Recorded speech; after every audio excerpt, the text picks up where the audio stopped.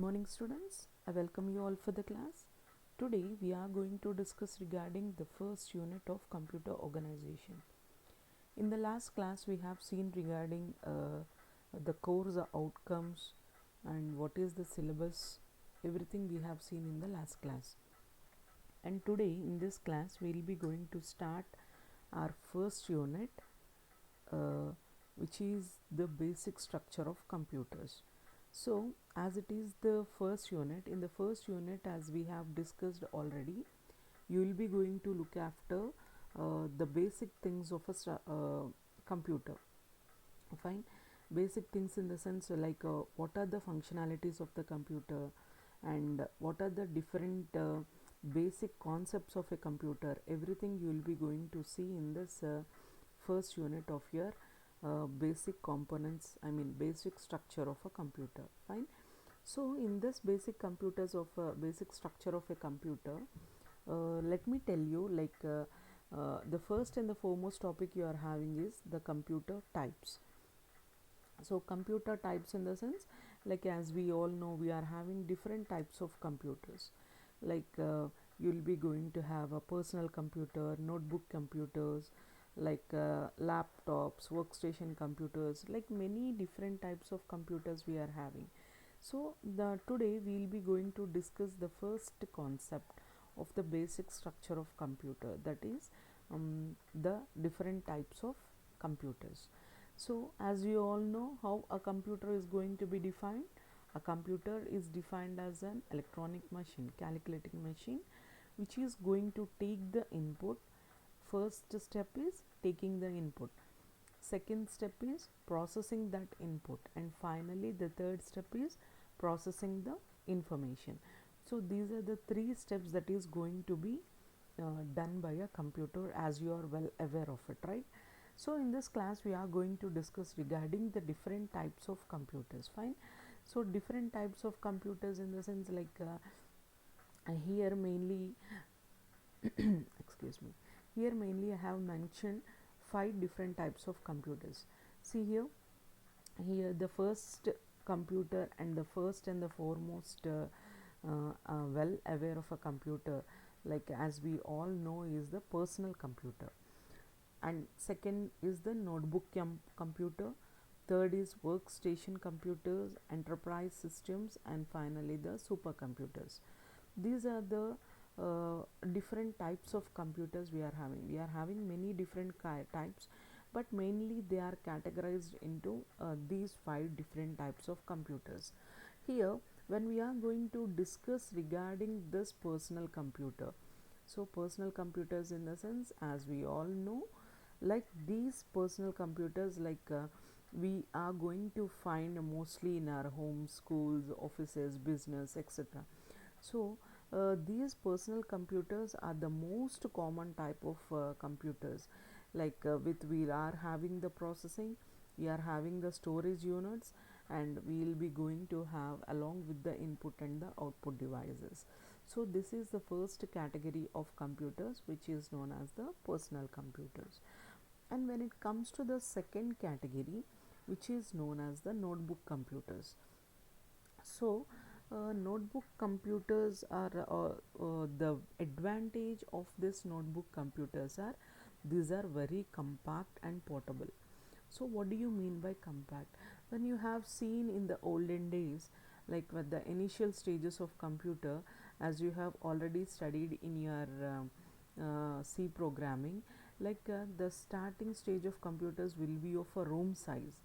Like if you want to do any sort of manipulation, it will be going to a big hectic in order to do any sort of computing, and it is going to provide lots and lots of heat, and it is very very highly impossible to carry those computers.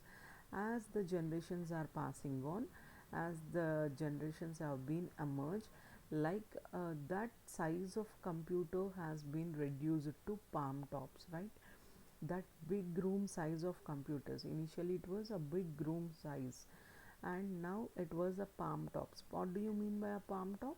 Palm top is nothing but like which we can fix it in your palms, so that we call it as a palm top. So notebook computers, They are same as the personal computers, but the difference is in the size. That is, these are very compact and portables. So we can also say that it is a portable version of our personal computer. So when it comes to our notebook workstation computers, like as the name itself indicates, workstations in the sense like these computers is going to have a resolution input output graphics capability. So these computers are mainly used for engineering applications, or else these computers are mainly used for the designing of any particular thought or sort of things. So those computers will be going to call it as a workstation computers. So workstation computers are specifically done for some sort of application. So those are workstation computers. Let me come to the enterprise computers. So what are enterprise systems or enterprise computers? So these enterprise computers are mainly used for business data processing. Like we can use these enterprise computers in large scale integrations, or on medium scale corporations, or large scale corporations, wherever it may be.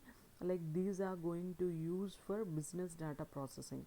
So uh, these enterprise computers, they require much of the computing power, and also they are in requirement of high storage capacity. So they'll be going to have the internet facility in order to have the worldwide sources to get the information. So these are the enterprise computers.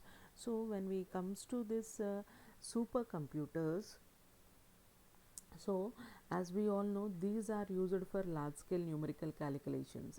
So when we are going to have the weather forecasting, or when we are going to do for any aircrafts, in aircrafts, why supercomputers, in the sense we have to calculate pinpoint time duration when it comes to the aircrafts. Why? Because suppose landing time is one, it should not match with the another one. So every second and minute is very very important when it comes to the aircrafts. And in weather forecasting also, it should be very much keen and particular.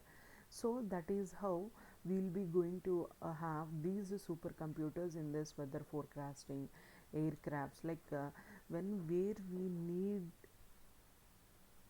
very pinpoint information, time duration, there we are going to make use of the supercomputers. So these are the some of the different types of computers we are having. So we'll be going to see now. So as I have said you, the personal computers, these are the computers which we'll find in homes, schools, business, offices, etc. Fine. So these are the most common type of desktop computers with processing and storage units. Along with this processing and storage, we'll be going to have the various input and output devices, right? So when it comes to notebook computers, like these are also like a personal computers, but a portable version of personal computers. Like we can say it as a portable version of a personal computer.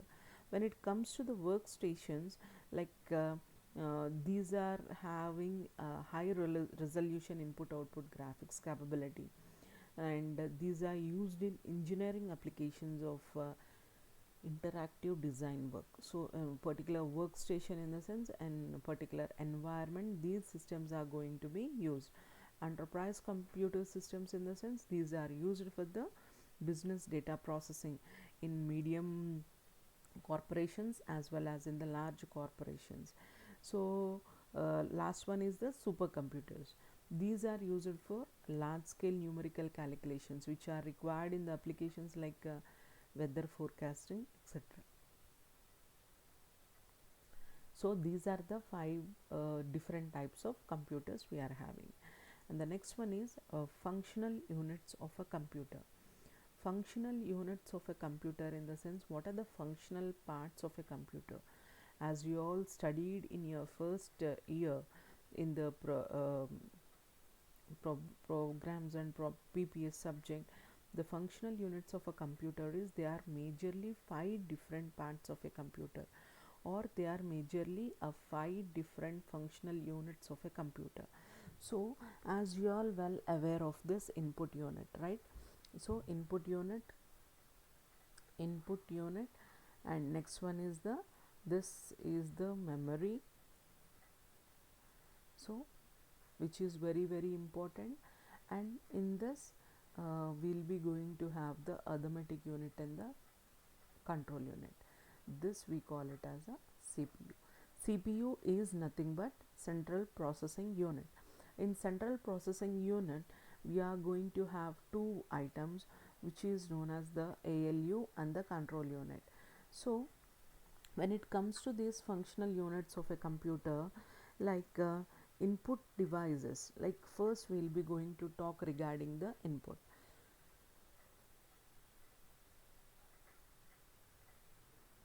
right? So what do you mean by an input? What do you mean by an input? Input in the sense, like, to the system we are going to give some sort of information. So as I have said you, so there are majorly 3 steps. The first is giving information, processing that information, and next giving the result.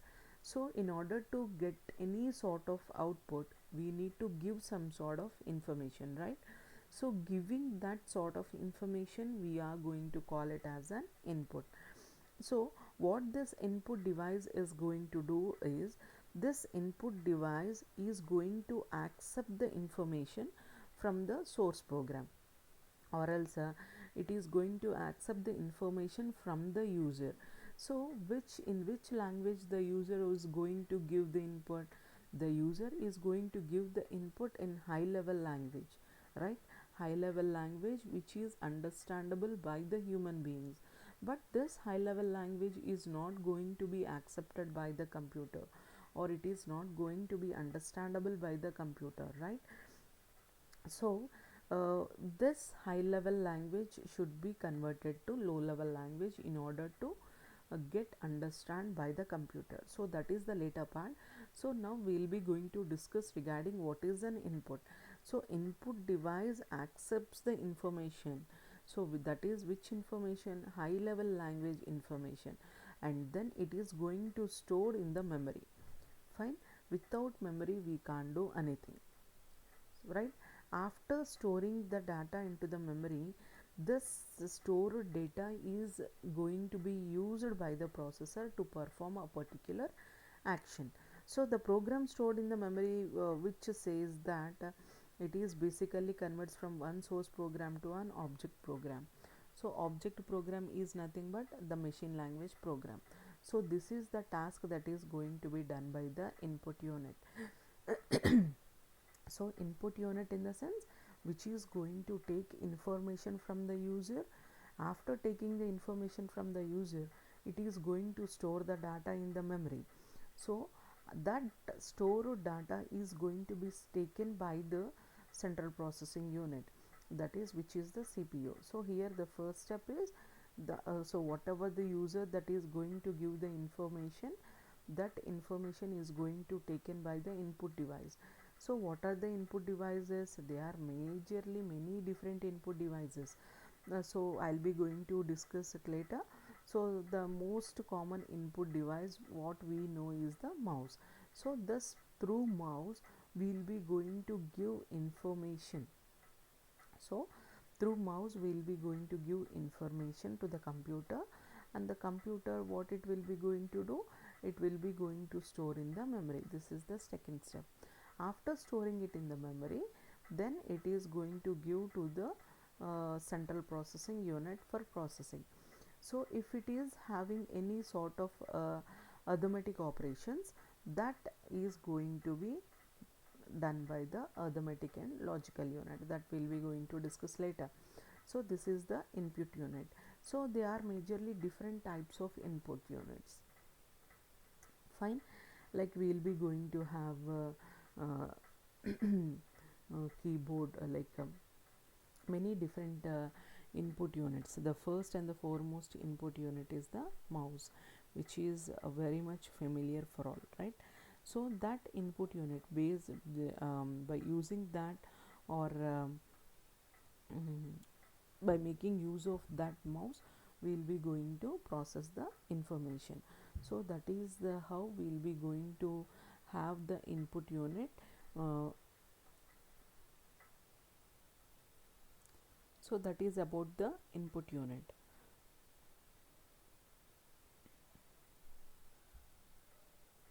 And next we'll be going to discuss regarding this memory unit. So memory unit, in the sense, like we'll be going to have basically here this basically this memory unit will be going to have two types of memory. The first one is the primary memory and the second one is the secondary memory. So what do you mean by a primary memory and what do you mean by a secondary memory? So here when it comes to the primary memory, so which is we also call it as the main memory, and secondary memory will be going to have the very large amount of memory. So when it comes to the memory unit, like we'll be going to have the primary memory as well as the secondary memory. So these joysticks, trackballs, mouse, everything are the examples of this input unit. When it comes to the memory unit, its function is to store the programs and data. Like we are going to have basically two types, that is the primary memory and the secondary memory. So what is the task of the primary memory? So when we are going to have here we'll be going to have this memory. This is the main memory and this is the CPU.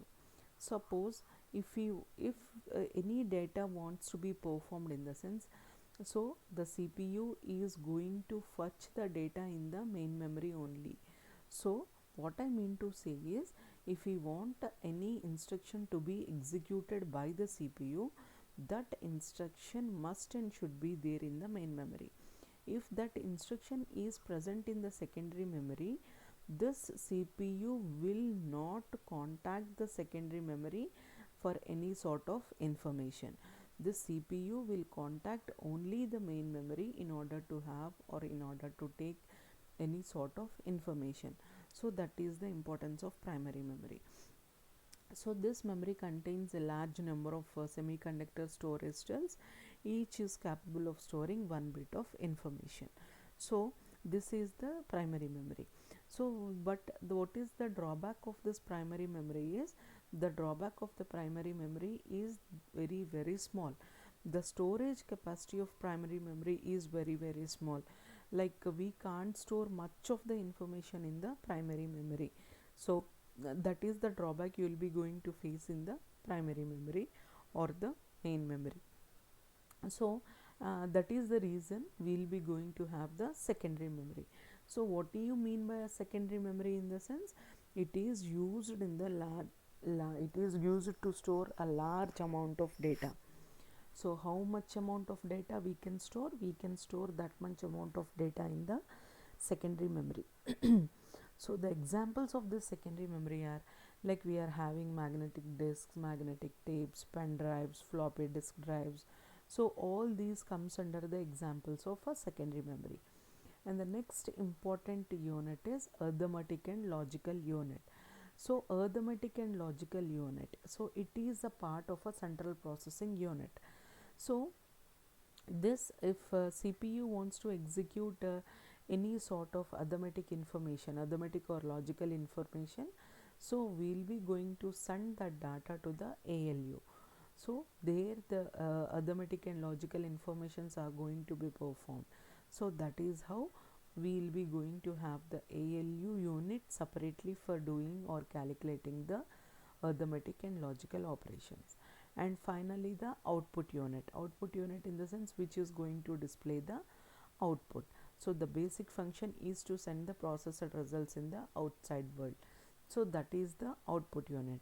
The major examples are printers, speakers, monitors. All these comes under the examples of output unit. Like another important unit in the functional units of computer system is the control unit. So what do you mean by a control unit? So what this control unit is going to do is it is going to send the timing signals. So what the timing signals is going to do is it is going to transfer the data between the input, processor, memory and the output unit. So without the control unit we can't perform the operations very much perfectly. Why? Because by making use of a control unit, at what time the input should be processed, at what time the output should be generated, at what time you will be going to have the data in the memory. So everything, every control signal is going to be sent by making use of the control unit. Without control unit we can't work in a proper manner. So that much important we are having with the control unit, but majorly we'll be going to forget the control unit and we'll not going to take into consideration the control unit. But here the control unit plays the major role, or control unit is the important one in the functional units of a computer system, right? So these are the different functional units of a computer system.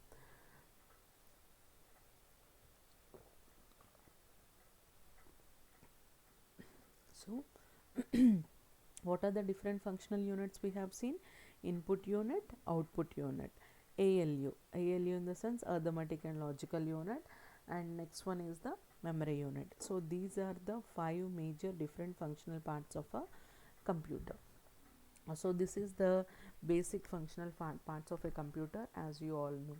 And the next topic is basic operational concepts. So what is the basic operational concept? In the sense, what is the operation that is going to be done?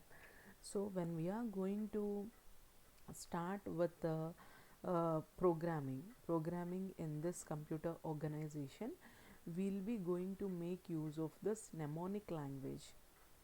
So this we call it as a mnemonic language. Later you will be going to coming to know all these things, fine. So what is the basic operation when we are going to perform any sort of thing? So what are the basic operation? In the sense, to perform a given task, an appropriate program consisting of instructions should be stored in the memory. So that this is the major thing. So whatever we are going to do, that is going to be stored in the memory. This is the primary memory, which we call it as a main memory. So what next, what we will be going to do after that? Storing in the main memory, one by one the step is going to be given to the processor. Then the processor is going to perform the processing and then it is going to display in the output. For example, if you want to perform add location A comma R0, so these things you will be going to understand later. So add in the sense, it is one mnemonic in the sense, in when we are going to write the programs in the assembly language, we call it as a mnemonic language. So add in the sense, it is the shortcut which we call it as an add. LOC in the sense location A. Suppose at location A I am having the data 8 and at register R0 I am having the data 2. Now what I have to do is I have to add these two, 8 and 2 needs to be added. So in order to add those two instructions, the instruction is add location A comma R0. So here what will happen is, so here the contents of R0, the contents of R0 is going to be added with the contents of a location A, and finally we'll be going to result the sum, and that sum is going to be stored in the R0 register. So this is how the instruction is going to be performed. I think you will be going to get it, fine. So what I am telling is add. What I need to add? the contents in the location A plus the contents in the register R0. So these two contents are going to be added, and finally the result will be stored in the R0 register. Fine, this is the meaning of this example. So here this instruction adds the operand at memory location location A to the operand in the register R0 and places the sum into the register. This instruction requires the performance of several steps. So what is the first step we need to have? First, the instruction is fetched from the memory and that is going to be stored in the processor. And second one, what is the second one? The operand at location A is fetched and added to the contents of the R0, and finally the sum is stored in the R0 register. These are the three steps that is going to be done. So the meaning of add LOC A comma R0 is we are adding the contents of location A and contents of location R0, and finally the result will be stored in the R0, and we'll be going to have a block diagram showing how this is going to happen. Fine.